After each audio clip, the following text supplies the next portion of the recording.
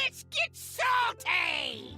Everyone, Zeddy here again today with a brand new video. Sorry about the day off yesterday, but I actually went outside and saw my favorite, yes, 40-year-old man going to a K-pop concert, but I saw it twice for the first time ever. It was amazing. I had a great time. Regardless, we are going to do what we do every single content drop with the mini set, all the cards revealed. We're going to rank them on a tier list. F's being like God tier, auto-includer, just a really damn good card. F being irredeemable garbage, you know, the Marabi tier, as one might say, back in the old day with the free shaman stuff.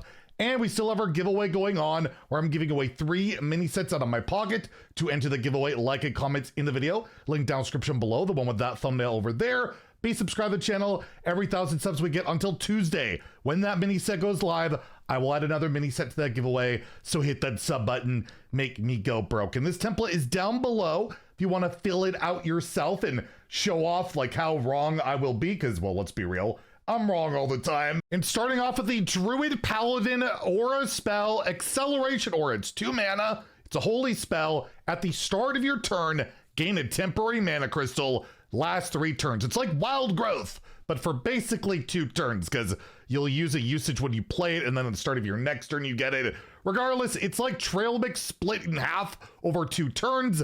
It gives you a bit of ramp. You play this on 2, you could play Elise on 4. Play that Elise location on 5, and then you play your 5. You could stack this, right? Get 2 of them. It can be a bit better than Wild Growth, though, if like you're at 10 mana, and you can go to 11 mana, right? Whereas Wild Growth actually has the advantage of getting excess mana. Regardless, I believe I gave this a 5, and I'm going to stick to it, that this will be an auto-include in a ton of Paladin Druid decks. Maybe not the aggressive ones, but other than that, why do I not want some extra mana acceleration? It's not ramp, it's not permanent, but I think it will be pretty darn effective. We have the Warlock card here, the Acolyte of Affinity, a 3 mana 5/5 dragon with Battle Cry. Set the cost of a random card in your hand to infinity, Death Rattle, change it back. So you're getting an overstated 3-drop with pretty minimal downside, making a card in your hand infinite. Like, yeah, I might not be able to play it, but I'm getting a 3 mana 5/5 dragon. Particular Shred Warlock, which runs a dragon package,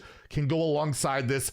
I think this could see some play in aggressive decks. Certainly not the worst thing out there, so I will give it a B. We have the first ever dual class quest for Warlock and Hunter, Battle at the End Time. 1 mana quest, fill your hand and then empty it. Your reward is Tick and Talk, which I believe is a 5 mana 8/8 beast, and he has Battle Cry, draw until your hand is full, Death Rattle, empty your opponent's hand. So you gotta play some real jank to get this done. Looks to be the most viable in Hunter, with Malak to discard your hand, and that like Beast Pack or the Banana card to get your hand full, right? So you can do that, but then you might discard some card. Like, it's just weird. Like, will it win the game on its own to just get that 8/8 out, get a bunch of cards, and then maybe proc the Death Rattle in Hunter with the 2-drop and make their hand go empty? Maybe, probably not. It seems really hard to accomplish, especially in Warlock, and the payoff, I don't know if it's really going to be winning you the game. Plus, if you don't proc that Death Rattle, this could get silenced, or they could Grift Amulet, like steal it, kill it, make you discard all the cards that you drew, right? I think it's a pretty optimistic one. I'm not going to give it an F, because there is a world where it could possibly work out. But yeah, I'm leaning way more towards it's probably not going to be a playable card.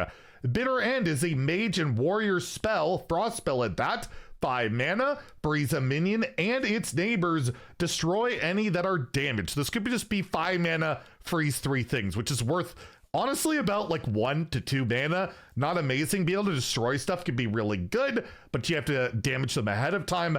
Could be a bit awkward. I feel like at 4, this would be a pretty decent card. I remember, I think I talked it up to a 3 in my review, and I've already talked myself down to a C. That 5 mana is just going to be a bit too expensive for an effect like this. But you never know. Warrior can utilize it with like whirlwind effects. Mage does have Chalice, but they're losing that really soon. I don't know if it's going to work out quite yet, but yeah, at 5, it might be a bit too expensive, so I'm going to give it a C. We have the Brutish Enma, a Hunter and Paladin card, a 3-mana 3/3 beast with Battle Cry. Discover a 1-cost minion with a dark gift. So I feel like out of the gate, the Hunter quest makes this a playable card to an extent because it's got 3 attack that's really important for that quest, and it's pretty good, so you might just throw that in there. In terms of like a tempo card, you're getting an understated 3-drop to have a weird curve into a 1 and then maybe a 3 or a 1, a 2 and a 1. It's not like Creature Madness that goes 2 into 3, or the 1-mana 1/1 beast that goes 1 into 2. It's kind of awkward, and dark gifts for the most part aren't super impactful on 1-drops other than getting like a 2/2 copy can be quite nice. I feel like it's a very high C, might make the cut in Quest Hunter, particularly after rotation, but other than that, I don't see it, so yeah, we'll throw it in that spot. We have the Bygone Echoes, a 5-mana Hunter and Death Knight spell. Shadow spell to boot. Summon a random 4-cost minion. That's bad. Spend 4 corpses to summon another. That's okay. Outcast and another. That's pretty good, but I have to have this outcasted. I have to have 4 corpses, and 4-drops randomly are just okay. They're not amazing. You're never putting this in your constructed deck. This will be a discover option. I don't care about quest DK support. You don't even want to get to that reward regardless. It's not like it's hard to accomplish. To me, this gets an F. I don't think it'll see any play outside of the arena. We have Chronicar, one of the legendaries of the mini set. 5-mana 3/5 Demon Hunter Dragon. Battle Cry, give your hero +3 attack this turn, next turn, and the turn after. That's really annoying. That's 9 damage over 3 turns. Really good with lifesteal weapons, setting up an Illidari Inquisitor. Just going to be an all-around, I think, really solid mid-range minion, or even top end for some aggressive decks. For Demon Hunter, it gets an A from me. I think I could see play in multiple decks. I don't think it's like broken, but it does seem like it'll be a pretty darn good card. We have Chrono Claws, a 4-mana 4/3 Warlock and Hunter weapon. After your hero attacks, discard your highest cost card. We're not rating this based on Wild, where I think in Wild this has a really good shot of being good in discard Warlock. Not a lot of great discard synergies. We're going to completely ignore the quest, but regardless of that, it's quite a bit of burn. And discarding your topmost card into like just a vomit aggro deck, in particular Shred Warlock is what I'm looking at. I feel like it won't matter that much, and 12 damage for 4 mana is a lot to consider. I'm going to give this a B. I think Warlock, alongside like the 3-mana 5/5 Dragon, this could see play where card advantage just isn't that important, and just burning for 12 damage over 3 turns, that could be really effective in a class that traditionally doesn't have access to weapons like that. For Hunter, not as sold, but I think Warlock, it could see play, so it gets a B from me. We have the Crumble Crusher, the ultimate tech card, 8-mana 8/6 neutral dragon. Battle Cry, destroy a random enemy, minion, location, and weapon. So your opponent played Medivh, their location, and their weapon that could destroy all those things, right? In theory, but nobody's playing Medivh. It's too slow. This is very awkward. This could be an Elise activator. I just feel like you have better ones right now. So as a result, I'll give it a C, but it's got the Elise activation possibility, and you never know. Tech cards sometimes pop up, even though this one's really expensive, and no tradable on it to boot. We have the Dimensional Weaponsmith, a 3-mana 2/5 warrior dragon with Battle Cry. Give all minions and weapons in your hand +2 attack. Right now, there's almost no good warrior weapons that you want to buff, so you're looking mostly at minions. And historically, just giving a minion plus attack has never really moved the needle, other than, I guess you could have a charger, although you only really have Grom, maybe a dark gift with charge. I feel like this just doesn't quite make the cut. I'm between a B and a C. I think I gave this a 2 originally. I could see it at a low B, but I'm going to stick to my initial rating that I don't think it quite sees meta play, but it's really darn close. This is not close. We have the End Time Murazond, a 9-mana 4/6 neutral legendary with Battle Cry. Fill your board with random dragons. Fully hear your hero and die. I mean, skip your next turn. I mean, it's a powerful effect, obviously. Getting a full heal, getting a full board of dragons, but if you didn't get any rushers or attackers or taunts, you might just be dead in like right there. If their opponent's already got a board, they can attack with it. take a full another turn, kill you, and then against control decks, well, they'll just board clear you and then redevelop. This doesn't set up an explicit win condition. It could just maybe stall. I don't think this card sees any meta play outside of like possible discover options. I'm just not sold on it whatsoever. It's flavorful. They kind of have to put something like, you know, skip your turn, but yes, it's gonna get an F. I don't think Murazan will see the light of day. We have the End Time Survivor, a Warlock and Warrior minion. 5 mana, 5/6 taunt battle cry. If your hero took damage this turn, gain +3/+3. There have been so many conditional 5 drops, in particular in Warrior, of like, have this much armor, have attack this turn, and you get like a bunch of stats. None of them have ever seen competitive play, and I'm gonna stick with it. This card also gets an F from me. I don't think this is a playable card, even if life tap and like self-damaging effects of Warlock, maybe it gives it more of an option outside of Warrior. I still just don't see it. We have the Enduring Roach, a 3 mana 3/4 beast. After you use your hero power, refresh 2 mana crystals. So no real great way of refreshing your hero power right now in standard outside of like playing a hero card. I don't really see it outside of like Wild with Demon Hunter and Kirchhoff. This is Demon Hunter Druid, by the way, if I didn't say that. I just don't see it. Like, if you could get 0 mana hero power, play this, and then get 2 more mana. It's okay, but is it worth an inclusion in my deck? No, but you never know. One day it could pop up, so we'll give it a high C. It's still anything that looks like Dark Lair spooks me, or Spite Lash Siren, or whatever it was called.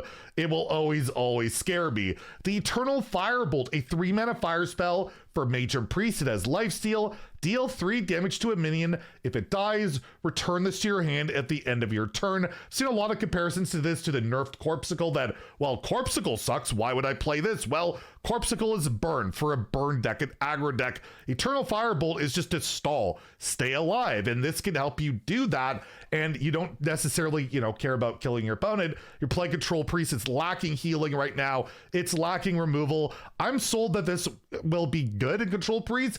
I don't think Control Priest is going to be close to being good enough, but I'm still going to stick that this is a B. It's a decent card that will probably be in a bad deck. We have the Eternal Toil, a 1 mana shadow spell for Warlock and Warrior. Deal 1 damage to a minion. If it survives, draw a card. If it dies, summon a random 1-cost minion. So 1 mana, draw a card. Always good at Hearthstone. Whether you're a Warlock or Warrior, that's great. You got Enrage synergy, self-damaging, at least on your minion synergies. And if you really want to go for tempo with the kill, you can do that. That could be fine. I think this will see plenty of play in Warlock and Warrior. It's not like a super sexy standout card. It's just a good one. And I will give it, I want to give it an A. I'm going to give it an A. I'm going to give it an A. That'll see utility in multiple Warrior and Warlock decks. We have the first of the new imbues. First one, it comes for Rogue with the Eventuality, 2 mana Rogue spell. You deal 2 damage that can go face. Imbue your hero power. The hero power is Blessing of the Bronze, 1 mana rewind, so you can rewind this every turn. Can't wait for that. Get a random minion from another class. It costs 1 less, so for every Imbue card you have played or times you've imbued, it'll go to 1 less, 2 less, 3 less, 4 less. Eventually you'll just have free minions from another class. You probably don't need to go past like 3 or 4 to be really worth it. Obviously great with like Tess and Burgle cards.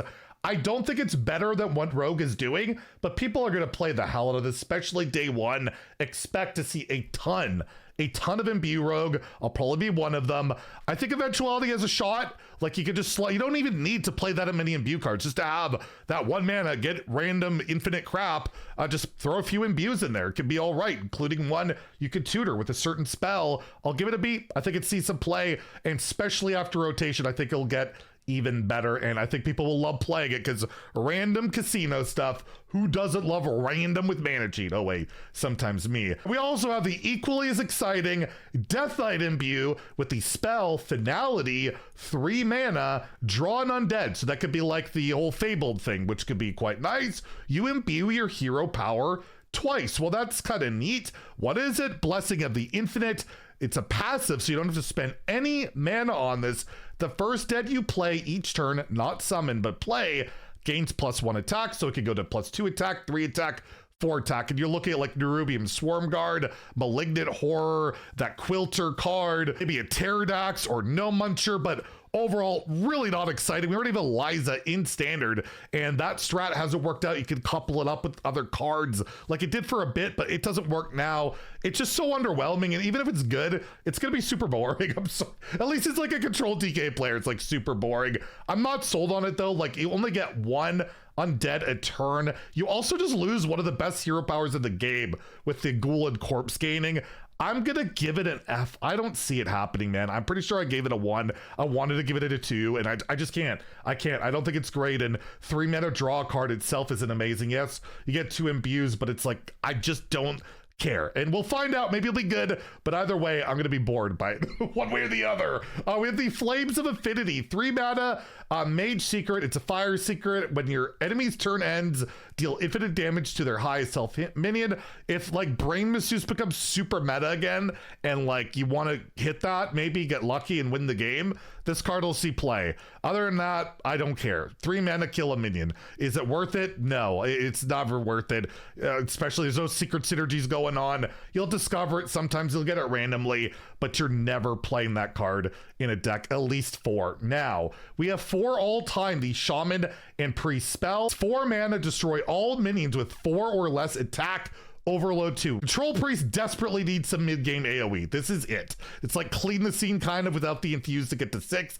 The problem is Overload 2 is brutal. I wish this was like Overload 1, then I feel like it would be really strong. As it is, I'm gonna give it a B. I'm gonna put it with its like a lifesteal friend here. It's just that Overload's gonna hurt it a lot, but Control Priest has to play this card. They need something, so we'll see. And Shaman, which apparently has Overload synergies, I think it's a lot less likely it sees play there, but it could. It absolutely could. Like, it's just the Overload 2 is just the worst part about it by a mile. Everything else is great. I just don't know if it's enough to make up for that. We have the Fragment of Nothing, a 4 mana 3/6 priest and mage elemental. After you cast a spell on a minion, draw a card. So could be good with like the bandage stuff in priest to really cycle through. Power Word Shield. Mage, not nearly as much unless you're playing the tourist into like Divine Brew, and is that worth it? Maybe. It could be a bit of a draw engine, and I'll never rate this stuff pretty low. It could be pretty insane with like, you know, an auctioneer style of card if you have enough cheap spells. I just don't see it quite yet, whether it be priest or mage, so I'll give it a high C, but this is one I could absolutely see becoming meta, whether it's after rotation or just something I'm not thinking of. It's very well could be a B or an A card to be able to draw that much. We have the Hand of Infinity, 3 mana 4/2 paladin weapon, can't attack heroes. It's purely like a defensive card. Battle Cry, set this weapon's attack to infinity this turn. So again, if Brain Masseuse is really meta, you might want to play this to kill your opponent. Other than that, again, it's probably not worth the slot in your deck, although I have seen people theorize like Bloodsail Raider, I think it's called, and the ooze with this weapon, and they get the ooze and put that on a minion and kill your opponent. Maybe, probably not. I'm still gonna give it an F, but that is possibly a thing. We have the Haywire Hornswog, a 6 mana 4/6 beast dragon for shaman. This has elusive, it has taunt, and it costs 1 less for each mana crystal you've overloaded this game. If you've overloaded 6 crystals, it doesn't have to be like 6 different times. This is 0 mana, which is really nice. Elusive taunt's pretty relevant, although anti-synergy with the Shaman Imbue. There's not a lot of overload you really want to play in Shaman right now, despite getting some stuff this mini said. In Wild, it might actually be a thing with like Lightning Bloom and all that, but overall for Standard, I'll give it a C, but you never know. It can become 0 mana, and that can absolutely be relevant. We have the Jagged Edge of Time, a Death Knight and Rogue weapon, 3 mana 3/2 Battle Cry, imbue your hero power. In Rogue, you can tutor this with Raiding Party. There's ways to tutor it in Wild and Death Knight, not really in Standard. I feel like this is going to be a Rogue card because I don't think you're going to want to imbue in Death Knight. And in Rogue, yeah, it's not bad. Plus you get a weapon that maybe I want to buff it. I don't know. But overall, it's fine. I'll give it a B. I think it goes with the other Rogue card where, yeah, it might see some play at some point. In particular, again, Rogue, I'm not sold on Death Knight at all. Have I mentioned that at all? Yes, I have multiple times. We have the final legendary here, Morchi, the neutral legendary, 4 mana 2/5. Your rewinds keep both potential outcomes. Battle Cry, you discover a rewind card from any class. It's very expensive. This has to be on the board for that effect to go off. Rewind cards are not great. The only thing you can really think of is like the Chrono Daggers thing for Rogue, and they have better ways to kill you right now, like Cycle Rogue, and it'd be really weird to set up and save and have to have empty boards. I don't see it at all. I think Morchi is pretty darn bad. I will also give it an F. I like that 3 of the 4 legendaries are like, basically this should be F, but I'm giving it a C, and the rest are just bad. But yeah, the Demon Hunter one goes face, so it could be pretty good. We have Omen of the End, a neutral dragon, 5 mana, 5/5. Battle Cry, if your deck is empty, destroy the top 5 cards of the enemy deck. To me, this is just a rogue card. You cycle through with your usual cycle package, and then you play this, Shadow Step, play it, Shadow Step, and delete your opponent's deck. Does that matter in today's game? Not really. Also, how am I winning after that? Not entirely sure. I don't think this sees any realistic play. It gets an F from me, especially with like Kill Jaden making it completely irrelevant, although who plays Kill Jaden these days? But you never know. Maybe this is a sleeper toxic combo, but I'm gonna go with it being an F. We have the Prescient Slither Drake, a 7 mana, 6/9 elusive dragon. It costs 3 less if you're holding another dragon. Any class can play this, and dragon decks, particular warrior and a little bit in priest, are insane right now, and maybe you just want to play dragons to get a 4 mana 6/9 or like Dark Rider and get the -2 gift and play a 2 mana 4/9 can be really insane. I would say this is an S tier minion if it wasn't restricted to just dragons. Like, it's so much stats, but one of the main things going against it, I will say, it has no proactive ability, right? No rush, nothing like that.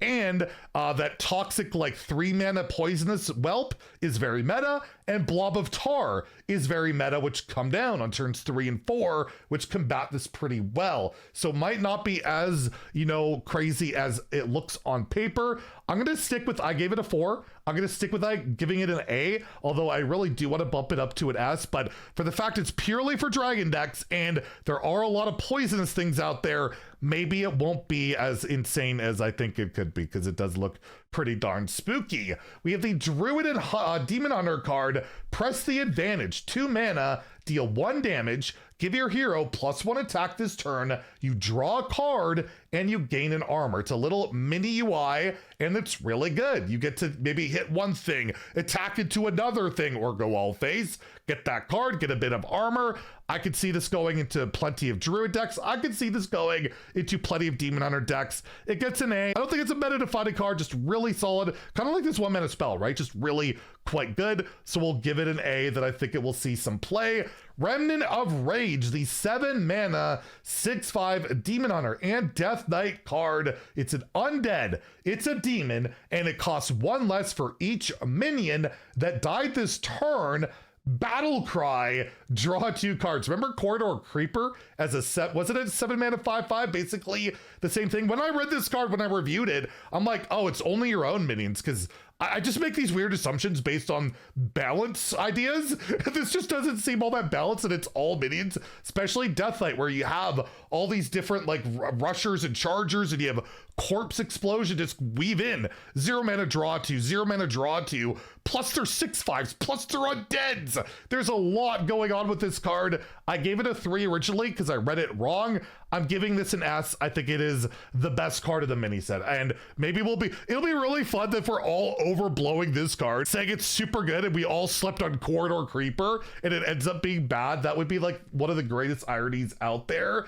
We have the Shade of the End Time Rogue and Shaman card. It's a 3 mana 3/3 undead with stealth and spell damage +1. The spell damage, the best part of the card, but having perma stealth can make this annoying if you're playing in particular. I look at spell damage rogue being annoying. I don't think this makes the cut, but I don't think it's irredeemable. I'm gonna give it a C. That, yeah, it might be that fringe meta card. We have the Splintered Reality, a 4 mana nature spell for Druid. You summon 2 2/2 treants that gain +1/+1 for each friendly treant that died this game. You just play like the Apple card to get 2 treants out. On 4 mana, you get 2 4/4s, which is pretty good. Not bad, but there's just not enough treant support. There's just not. There's barely anything in standard. Standalone, this is a decent card. Will it see play? I don't think so. There's no home for it right now, so I'm gonna give it a B, but I don't think it's bad. I just don't think think there's enough going for it. Plus, trained decks like to go wide, but getting two thick boys ain't bad at all. Okay, please don't quote me out of context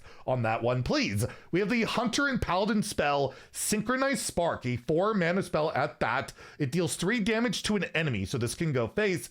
However, if it dies, give a random friendly minion +3/+3. So a conditional random buff on the board on one of your minions. If it didn't have to kill the thing, this would be a really good card. It's got to kill the thing, which is not particularly great and very situational. I'm going to give this a low C. I don't think it's irredeemable. I think in the right deck and meta, this could see play, but it does have to kill it, in particular an enemy minion. You can't even put it onto like an egg or something, which makes it even worse. Really hurts this card. So I think it might have a fringe chance, but pretty much not at all.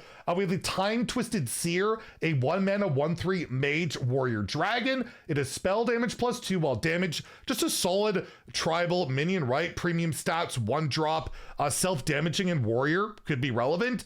Just pinging it mage, I guess, could be relevant. I think it's solid. I think you'll see some play, whether it be mage warrior, got dragon warrior, just maybe they want a cheap dragon, right? Like, could just be a 1-mana 1/3. The old dire mole of sorts for warrior, probably not needed, but I think it'll pop up somewhere. We have Triennium Rex, the 5-mana 5/5 hunter beast, and it's kindred and death rattle. Get a random death rattle minion, it costs 2 less, so if you played a beast a prior turn, you'll end up getting 2 cards out of this if that death rattle goes off. I think this is purely maybe a quest hunter card for that 5 attack proc, plus maybe some values, all right.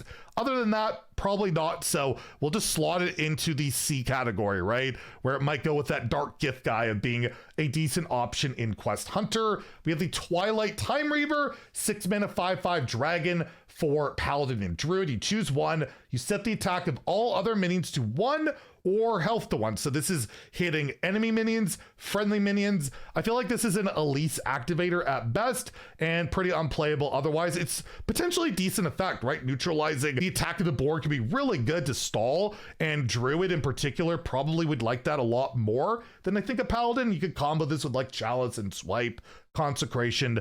I think maybe an Elise activator, but not quite making the cut yet, so we will give it a C. Voodoo Totem, a 2-mana, I'll just skip to F. This card's terrible. Like, there's a thing that does it, that gives you nature spells. Why do I want this random shadow spell totem? It's terrible. What are we doing here? We have the Wicked Blightspawn, a 4-mana 4/3 undead for Rogue and Death Knight. With Reborn Death Rattle, you equip a 1/2 dagger. If you already have a weapon equipped, give it +2 attack, so you could get a 1/2 dagger, you get a War Axe off your 4/3 after this dies a couple of times, or you already have another weapon going, like Foam Render, getting like infinite attack. It's kind of awkward, doesn't do anything when you play it. A little bit spooky. I don't think it's completely terrible, but I don't think it's going to be good enough to quite see play. We have Winged Aberration, a 4-mana 4/4 dragon for Shaman and Rogue. It has Rush and combo and overload. So if you combo this, it will also overload too, and you will also gain immune this turn and Wind Fury. It's like a tempo style of card, but you're getting 2 overload. I just don't see a world where I want to play this card in any deck. It just seems bad. I'm giving it F. I've given a lot of Fs, and let's give one more with the Wings of Eternity, a 1-mana spell for priest. Discover a dragon from the past with a dark gift. Dragons from the past suck. They're mostly expensive. Dark gifts don't make up for that. And Rogue is Deja Vu, -1 mana. Why doesn't this have like -1 mana? At least when you play Nightmare Fuel, you're getting a modern, good Hearthstone card with a dark gift. You're probably getting a crappy Wild Dragon with a dark gift in a deck that doesn't, like, you just don't really need dragons even for like the OTK deck. So it gets an F from me. There's my tier list. There is some stuff. I think these cards all have a shot of being pretty good. These cards I think are like, you know, maybe have a shot, and then F I just don't see happening. But again, I've been wrong so many times about so many things, and let me know in the comments down below. Am I underrating some of these cards, or am I overrating? Is this set even worse than it looks? But overall, this is kind of, you know, a normal look for a mini set where you have like a good chunk of cards that could see some play and a bunch that you're just not sure of. And I'm sure like 2 or 3 or 4 of these will pop up, right? Although last mini set we had like what, 2 or 3 playable cards? It wasn't a lot, so we'll see how it goes. Anyways, if you enjoyed the video, please like and subscribe. Have a great day and stay salty, my friends.